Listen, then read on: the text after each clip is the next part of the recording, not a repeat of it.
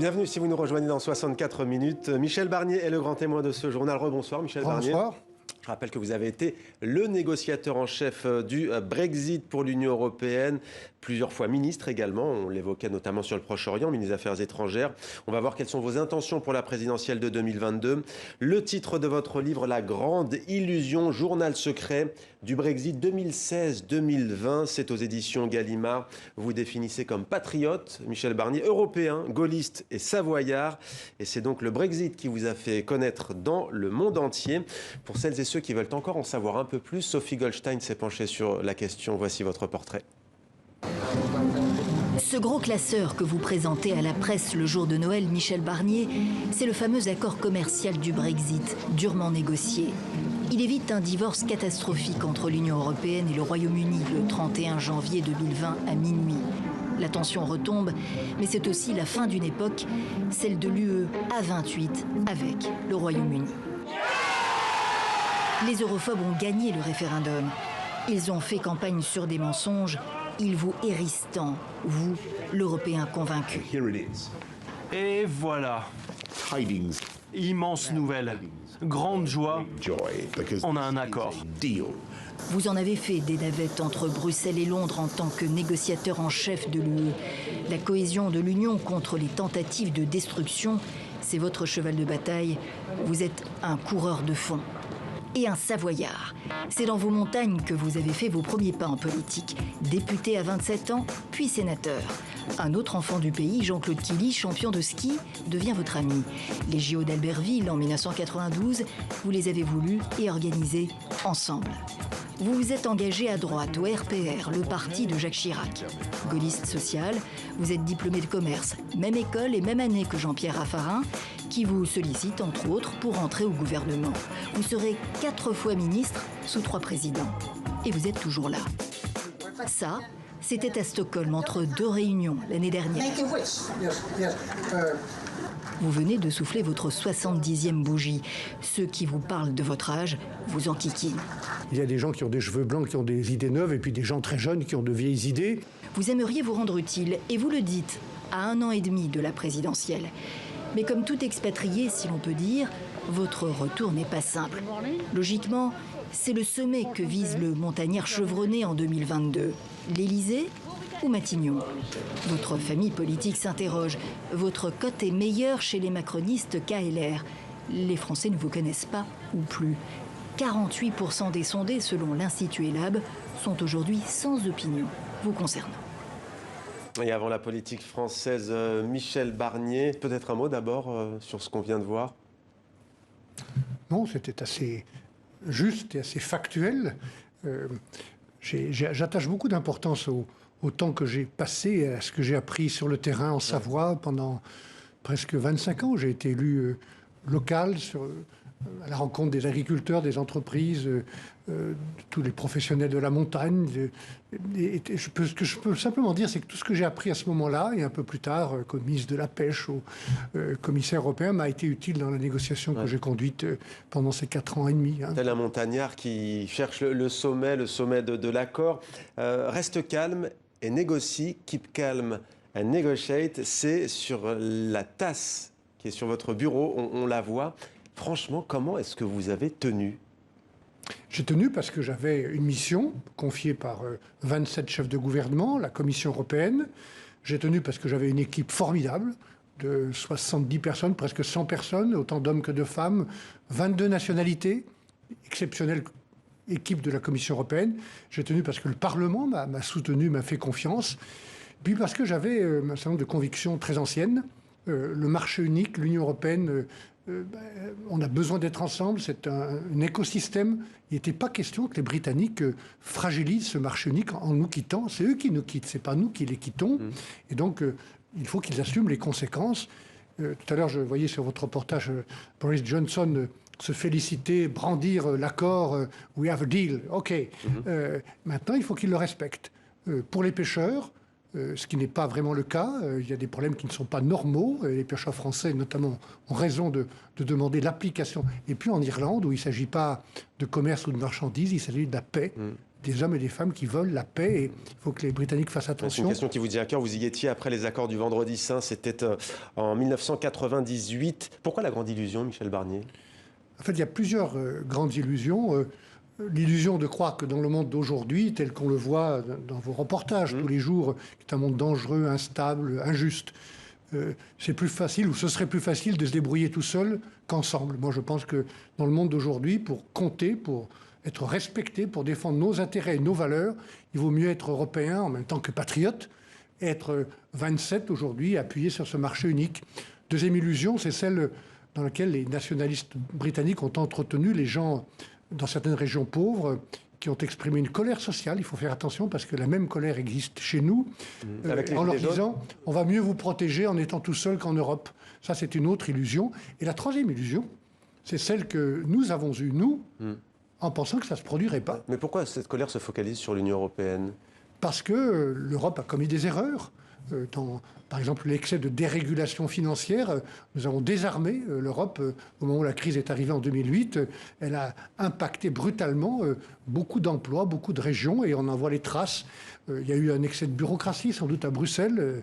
Moi, je pense qu'à Bruxelles comme à Paris, quand les bureaucrates prennent le pouvoir, c'est que les hommes politiques leur ont laissé le pouvoir. Donc on a peut-être laissé trop souvent la bureaucratie décider à la place des politiques. On a fait des erreurs, on n'a pas eu suffisamment d'ambition. Par exemple, la désindustrialisation de l'Angleterre ou de la France, ça, c'est pas Bruxelles, c'est notre responsabilité nationale. Donc il y a des choses à corriger, tirer les leçons du Brexit. Et l'illusion, la troisième grande illusion, c'est celle, je répète, que nous avons eue en pensant que ça ne se produirait pas, qu'on ne pouvait pas quitter l'Union européenne. Donc ils ont quitté l'Union européenne, ça prouve qu'on n'est pas une prison. Il faut faire attention. Vous avez été surpris? Oui, j'ai été surpris comme tout le monde. Il faut faire attention que de tels événements improbables ne se produisent pas aussi chez nous. Il y a une scène assez incroyable que vous racontez. Nigel Farage est dans votre bureau, le chantre du Brexit, europhobe, on vient de le voir. Vous lui dites, que va-t-il se passer après ou autre, pour l'Europe ou autre? Comment vous la voyez, l'avenir de l'Europe? Et il répond, l'UE n'existera plus. En guise de provocation. Pour vous, il y avait une volonté de la part de certains, pas tous les Britanniques, mais de détruire l'Europe? Oui, sa réponse a été dit « After the Brexit, the EU will no longer exist ». Et donc, c'est M. Farage, c'est un nationaliste qui veut faire exploser l'Union européenne, avec l'appui de quelques autres à l'extérieur et à l'intérieur, en réseau d'ailleurs, en liaison avec Mme Le Pen ou d'autres en Italie ou aux Pays-Bas. Donc, il n'y a pas de raison d'être complaisant. Nous devons tenir et corriger ce qui doit l'être, c'est ce qu'attendent les citoyens. Moins de naïveté dans nos échanges, plus de protection, plus de services publics, plus d'industrie. Il y a des choses à faire. Je sais ce qu'il faut faire pour changer à Bruxelles ce qui doit l'être. Et je pense aussi qu'il y a des leçons à tirer dans chaque pays, parce que toutes les réponses à cette colère sociale, elles ne sont pas à chercher à Bruxelles. Il faut chercher certaines réponses chez nous, dans chaque pays. Et prendre ses responsabilités. Alors, que pensent de vous les Britanniques, les Londoniens? Nous avons voulu savoir. Reportage dans la capitale britannique d'Élodie Goulesque et Clément Dubrul. Dans les rues de Londres, nous avons cherché, mais en demandant si ces Britanniques reconnaissent l'homme sur la photo, le résultat est souvent le même. No. Not got a clue. No. No idea.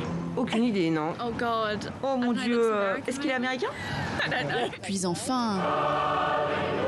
That is Michel Barnier. Ah, c'est Michel Barnier. On sait toujours quand il est de mauvaise humeur ou qu'il fait de mauvaises négociations. Dans ces cas-là, il décide de ne pas parler anglais. Je l'ai trouvé assez diplomate pendant les négociations. Ennemi des Brexiteurs pendant 4 ans, surnommé l'homme le plus dangereux d'Europe, il est devenu l'un des sujets préférés des tabloïds. Michel Barnier a même été accusé outre-Manche d'avoir transmis le Covid à Boris Johnson. Je pense que ça montre à quel point la confiance était faible au plus haut des négociations. Un personnage bien différent de l'extravagance du Premier ministre britannique Boris Johnson. D'un côté, vous aviez un Boris Johnson débraillé qui emmène les classes populaires dans une grande aventure face à l'archétype du bureaucrate, eurocrate qui ne sourit quasiment jamais sauf pour rire à ses propres blagues. Et pourtant, du côté de l'ancien Brexit Party de Nigel Farage, désormais renommé Reform UK, les propos sont d'abord élogieux. He has real presence. Il a une vraie présence, il est sérieux et c'est vrai qu'il est charmant. He is suave and charmant Mais de là à lui prédire un destin présidentiel, le doute se fait sentir. he now has Il reconnaît maintenant qu'il y a un réel problème concernant l'immigration en France. Donc à un moment, il négocie en promouvant la liberté de mouvement au sein de l'Union européenne. Et maintenant qu'il veut un autre job, il dit exactement le contraire. Ça donne une idée de son sens de l'intégrité. Apprécié ou pas, une chose est sûre, Michel Barnier fait désormais partie de l'histoire de désamour entre l'Union européenne et le Royaume-Uni. Voilà, dans quelques instants, Michel Barnier, on va voir ce qu'on pense de vous du côté de Bruxelles. Donc là, c'était Londres. Idem, une petite réaction? Oui, mais je ne vais pas aller chercher chez les Brexiteurs et les nationalistes britanniques des soutiens ou des encouragements. Sur le dernier point qui est évoqué, je veux préciser une chose. Quand je dis moratoire sur l'immigration, remise à plat, ça ne veut pas dire interdiction, ça serait ridicule, remise à plat. Mais je parle de l'immigration, je ne parle pas de la liberté de circulation. Les Britanniques ont voulu quitter l'Union européenne pour mettre fin à la liberté de circulation entre nous, les Européens. Ce n'est pas la même chose que la maîtrise des flux d'immigration économique venant du monde entier chez nous, ou du traitement rigoureux mais humain de la question des réfugiés. Ils ont délibérément fait cette confusion. Et ils ont d'ailleurs conduit vers une erreur de jugement beaucoup de Britanniques en utilisant de manière, je trouve, assez amorale cette confusion. Bon, voilà, ma mission, c'était de défendre les intérêts de l'Union européenne, c'était pas de défendre le Royaume-Uni. Mais sur les tabloïds, on connaît leur férocité, l'homme le plus dangereux d'Europe. On a entendu des gens dire bureaucrate. On va peut-être y revenir sur la politique française, sur cette image qui vous J'ai été élu dans ma vie par les citoyens bien plus longtemps que M. Farage. Donc je n'ai pas de leçon de démocratie. Et je ne suis pas un super technocrate. Je n'ai jamais été, je vous l'ai dit tout à l'heure, je suis un homme politique et j'ai eu l'honneur de servir à Bruxelles comme homme politique l'Union européenne et mon pays. Alors, comme promis, direction Bruxelles en Belgique. Paul Germain, bonsoir, merci beaucoup d'être avec nous. Vous le savez, nous avons donc Michel Barnier en plateau. Alors, vous avez voulu savoir, Paul, ce que l'on pensait à Bruxelles, dans les couloirs du Parlement européen, de Michel Barnier. La parole est à vous. Eh bien, Mohamed, je ne vais pas dévoiler un secret, j'espère. Vous m'aviez dit, on ne va quand même pas servir de la pommade à Barnier, et vous m'aviez demandé d'essayer de trouver des députés européens qui pourraient dire beaucoup de mal de lui. Eh bien, j'ai fait chou blanc, parce que même dans le camp de la gauche, on estime que c'est un bosseur et qu'il a été plutôt talentueux dans le dossier du Brexit. Alors, qu'évoque le nom de Barnier ici à Bruxelles? Écoutez les réactions du Français Brice Hortefeux, de Nathalie Loiseau, qui est une proche d'Emmanuel Macron, et puis de Benoît Ludgen, un député belge qui voit déjà en Barnier le futur président de la France. Alors Barnier, je fais ça. Michel est un homme exceptionnel, de par ses qualités personnelles, de par son engagement, ses convictions qui sont très fortes. C'est un homme sérieux, c'est un homme engagé dans son travail, c'est pas quelqu'un qui participe au star system, mais il est respecté dans les institutions européennes. On connaît sa méthode qui est faite d'organisation, de sérieux, et à l'évidence, il peut apporter sa pierre à la construction d'une opposition de droite, républicaine, classique. Alors, il a toutes les qualités, beaucoup de qualités quand même, mais quand même pas au point de devenir président de la République. Alors ça, c'est pas une question, c'est une affirmation, Paul Germain. Moi, je me réjouis quand les gens s'intéressent à la politique de leur pays. Chacun est libre d'être candidat, chacun est libre d'apporter sa voix au débat. Et je trouve qu'en dehors de notre majorité d'Emmanuel Macron, il n'y a pas beaucoup de voix pro-européennes dans le débat politique en France. De ce point de vue-là, ça ne fait pas de mal. Et ce serait très important aussi au niveau européen d'avoir un président français comme Michel Barnier qui a aussi cette vision européenne que nous partageons. Merci beaucoup, Paul, à Bruxelles, donc, pour ces réactions. Voilà, Michel Barnier. Vous êtes prêt à y aller en 2022, à cette présidentielle française ? Non, je suis prêt à prendre ma part dans le débat. La décision d'être candidat à l'élection présidentielle, c'est une décision très grave. Votre question, d'ailleurs, est grave. Et pour moi, le moment n'est pas venu de répondre à cette question. Pourquoi ? Parce que d'abord, les Français, qu'ils vivent en métropole, outre-mer ou à l'étranger, je salue d'ailleurs tous les Français de l'étranger, il y en a 3,5 millions qui ont un rôle important, ils ont d'autres soucis, ils ont d'autres angoisses, d'autres préoccupations que les élections présidentielles. Donc c'est la première raison. La deuxième raison, c'est que nous avons dans notre pays des élections régionales et départementales très importantes. J'ai été président de département. Pour la vie locale, il ne faut pas négliger ces élections. Et la troisième raison, c'est que dans ma famille politique, il y a un gros travail à faire pour l'unité. Vous le voyez bien en ce moment. Il y a des divisions, il y a des ambitions, il y a des querelles. Donc je veux travailler à ce jeu collectif d'abord et ça va prendre du temps. Donc voilà pourquoi je vous dirai ma décision plus tard. Et je la dirai aux Français naturellement. Aux Français, on espère sur TV5 Monde. Daniel Cohn-Bendit, qui n'est pas forcément de votre courant politique, dit que vous êtes le Joe Biden français. Si avec ça, vous ne vous présentez pas la France, ce n'est pas les États-Unis. Donc il ne faut pas confondre ni mélanger. Mais ce que je peux dire, d'abord, je suis beaucoup plus jeune que Joe Biden. Hein, j'ai 8 ans de moins. Mais ce que je peux dire, c'est que je me reconnais dans sa persévérance et dans cette idée qu'on peut mettre avec de l'expérience, peut-être de la sagesse, rassurer et remettre du calme et du collectif dans ce pays qui en a besoin. Faire que les gens ne soient plus dos à dos, comme on le voit actuellement, mais côte à côte est une ambition commune pour la France. Vous voulez être un acteur majeur, vous l'avez dit, être côte à côte. Vous avez cité votre famille politique. Avant, c'était le RPR, il y a eu l'UMP. Aujourd'hui, ce sont les Républicains. Vous avez cité, on va citer Valérie Pécresse notamment, ou Xavier Bertrand. Une famille politique divisée. Emmanuel Macron, il a éclaté la droite française. On voit bien qu'il y a une tentative... parfois des manœuvres annoncées, y compris par le Premier ministre lui-même. J'ai été un peu étonné que ce soit lui qui prenne le temps en ce moment, où il a autre chose à faire. Jean Castex. D'annoncer ce qui allait se passer dans la région PACA. Il y a une volonté de faire le vide entre l'extrême droite et le pouvoir actuel. Je pense que c'est une erreur. Le pays a besoin d'équilibre. C'est dangereux ? Oui, c'est dangereux. C'est comme ça que quelque chose d'improbable peut se produire. Il y a besoin d'équilibre. Je pense qu'il faut, à gauche, une force crédible, et il faut à droite une droite républicaine organisée, ouverte, qui travaille avec le centre. C'est ça à quoi je veux travailler. En ouverture de votre livre, La Grande Illusion, vous avez choisi une phrase de Shakespeare dans Le Roi Lear. Faites entrer la folie, bannissons la raison. Pour certains, pas besoin de plus ample explication. Vous avez soif de politique et de la France. Alors le journal Le Temps aussi, qui dit que votre programme serait la résurrection, je cite, d'un gaullisme social, à la fois martial, conservateur, populaire, seul capable, selon vous, de cicatriser les plaies révélées par ce Brexit. Alors j'aimerais vous montrer une image. C'était cet après-midi à Paris, des milliers de policiers qui manifestent dans une démocratie, c'est plutôt rare. Ce qui est encore plus rare, c'est lorsque le ministre de l'Intérieur, le chef de la police en l'occurrence, Gérald Darmanin, est à leur côté avec toute la classe politique, excepté Jean-Luc Mélenchon, qui parle d'un mouvement non pas d'hommage aux policiers qui a été tué il y a 2 semaines à Avignon, Éric Masson, mais d'un mouvement factieux. Que vous inspirent ces images? On sent qu'elles montrent tout le malaise qu'il y a aujourd'hui en France. Oui, il y a un malaise dans la police, dans l'armée, la gendarmerie. Avec ces tribunes notamment. Donc il faut faire attention. Cette manifestation était digne.